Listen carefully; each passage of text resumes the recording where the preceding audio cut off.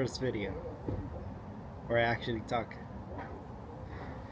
We're gonna be installing a my wire engine harness, mil spec with quick release. Um, I wanted this from the beginning, but I didn't want to spend the money at the time, so I opted for an eBay one for the moment, and I tried to make it work. It worked, even though I had some issues with a slight misfire here and there. Also, when I tried making my speedo work, I had to tap in the map sensor or TPS to get the 5 volts. And after that, the car ran good until one day I was going out with my friends, and after the day ended, luckily the car started acting up. And the reason why I think it was that was because I started moving the map sensor, which was where I was getting my 5 volts from, and that's where the car, was getting the misfire or trying to shut off.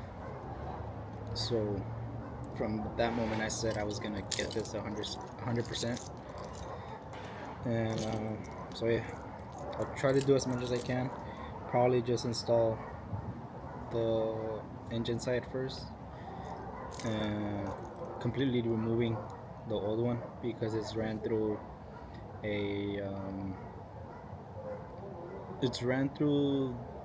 hole on the firewall. It's right under the condenser, and I might have to trim the bracket itself to get it to fit. Other than that, it wouldn't work unless I didn't run the plate to make it look nice and actually have somewhere to mount it to. Yeah, I'll start removing the harness again. But like I said, this is where I'm running my current harness. I'm also running the starter and alternator power through there, so I need to figure out if I'm gonna if that hole is gonna work. I might have to drill this other hole right here, just enough to run my those cables through, because I can't mount the bracket up here since I have AC and heater and everything. This is where the old harness used to go, and the old harness is still there, so it would be kind of a struggle, to fit the harness in there. And to be honest, I really don't want to take out the airbox, but I don't know, I think it might have been the best way to do it. But the main reason was because I wanted it to run it through the bottom, just how it is, but with the new harness. Keep it low, not have any cables up here, nothing across, keep it clean, at least from my point of view and how I want to run things. One more thing that I want to do when installing this harness is or maybe after, is taking off the shifter assembly, because when I worked on this to get it so that my reverse lockout gear worked, I did everything correct and it's been working fine. Once the lockout solenoid failed for some reason when I was on my way to SoCal, and I just ended up unplugging it, and the car worked fine. I left it like that for maybe a month and a half, and I drove it like once or twice in that time frame. And then I talked to someone about it, and I remember I was gonna show them what it did, and I plugged it back in. The solenoid itself was working fine again, so ever since it's been working. But I don't know if I did not add enough Honda bond around the housing, and it's been you know, leaking moist or whatever you want to call it. It hasn't been enough. You could see a little puddle right there because it's been a long time since I've noticed this situation, but I haven't really wanted to do it because I haven't driven the car until like a couple weeks ago that I went out with my friends. But now I do want to address it since I'm finally deal with this harness situation. Might as well get this cleaned up and yeah, not have any other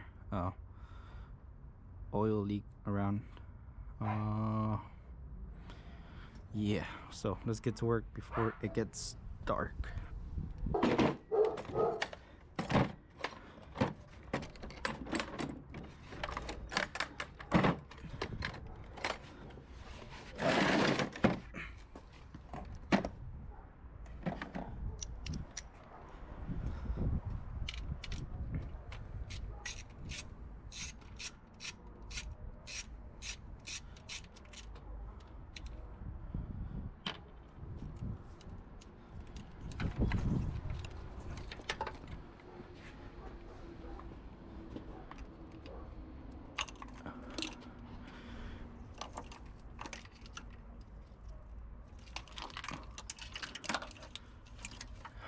Like I said, I am running my starter and alternator, not the same harness but a separate harness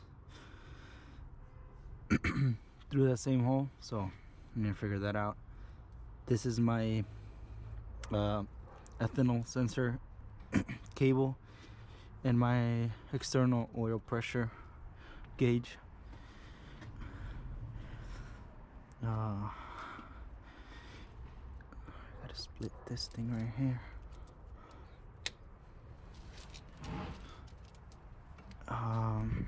I believe the way that I got it in was by depinning the plugs that connect to the ECU, and I think that's the only way that it's gonna come out.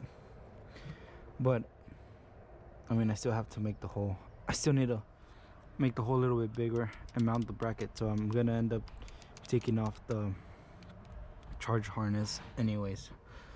And I believe those sensors is gonna be just easier to pull them in and then route them out through this new hole. That way I don't have to unsolder them from the inside. And this is held by a screw here. I'll deal with that in a bit.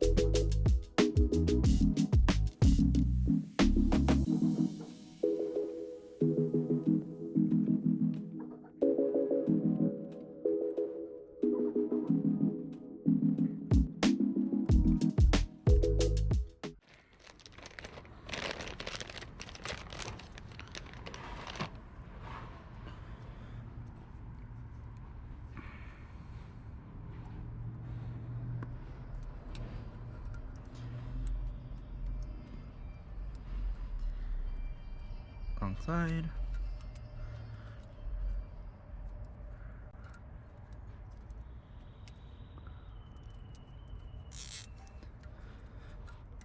Get it in there.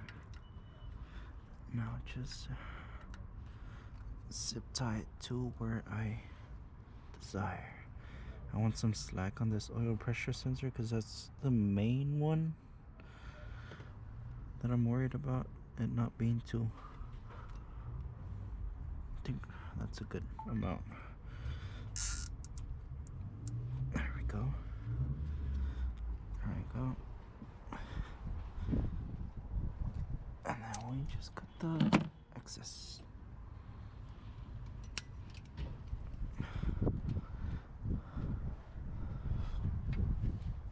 I think I could add another one down here. Should be fine.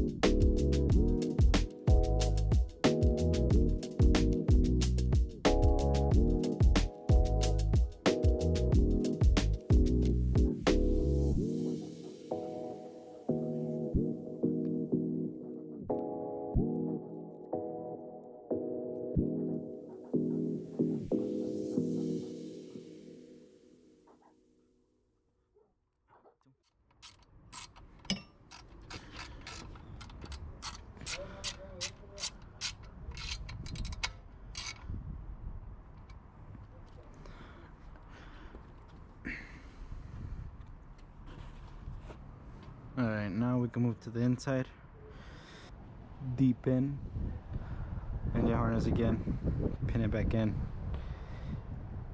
And that's gonna take quite some time if I want to do it correctly and not fuck up. Now it's time to move to the inside and depin that harness so I could pull it out correctly, and it is gonna take some time if I want to do it right.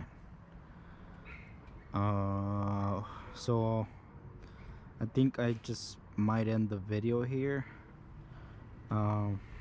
You know, daylight is near gone and it does get a little bit chilly, so I don't know if I'll finish it today, but definitely getting the harness on.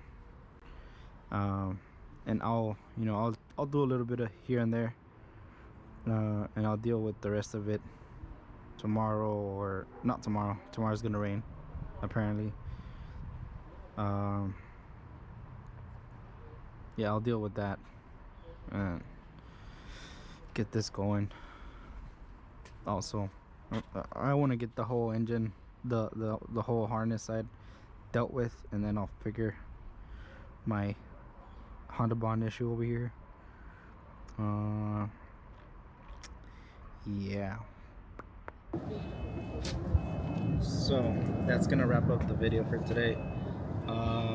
I'm doing all these things because I wanted to attend to my first track event at Streets of Willow, March the 9th. I might not go with a friend. 90% I am. So I still have my baffled oil pan, lower control arms with the polyurethane bushings that I'm taking off of the old sedan, and I might raise the car a little bit just so I could have a peace of mind with the car going around the corners, the roll that's gonna have. I don't have a rear sway bar, so that really affects me and how much the car digs in that tire. I did get my exhaust fabricated, and by some reference pictures that I've seen of other guys that have a rear sway bar, I believe my exhaust is not going to clear. So if that's the case, I just don't want to spend the money for the sway bar right now. But at the same time, it's cool because I'll get to feel how the car performs without the sway bar. I know it's going to be kind of tricky, but yeah, I'll see the before and after effect of a sway bar at the track. I also have two things coming up. in the next week, 2 weeks for the car. Also for the track, I have a harness and a harness bar that I want to put on. I'm not sure what to expect with my regular seatbelt, but I've always wanted to get a harness, have that little touch of sporty track thing with my car. And I don't know, a roll bar doesn't seem good at the moment. I'm not expecting to track the car to that point where, I want to get a roll bar. I know that it might come out in handy if the accident does occur. I don't expect to also push the car to its limits on my first track day, so there goes that. So I'm not really stressing about it. Um, this is my first video, so uh, yeah, a little bit shy, especially of the camera. Talking with the neighbors around or my family or whatever. I get a little bit shy. So thank you to the ones that pushed me to make the videos. I'm not expecting anything out of it. I just want to be a little bit more comfortable with myself. Practice the language. I practice it every day at work, but in front of a camera, having that a little bit of pressure, to uh, my own pressure, because in reality nobody is even watching me. So I just want to work on my confidence in talking with or without people. Uh, but right now I'm mainly in front of a camera and getting little videos. I wish I would have done it from the beginning, uh, and recorded my whole build. Um, that would have been a cool thing, but I didn't. Too shy for that. I look over here because I get nervous, so I just look to the side. But yeah, I'll try to record as much as I can. And yeah, thank you.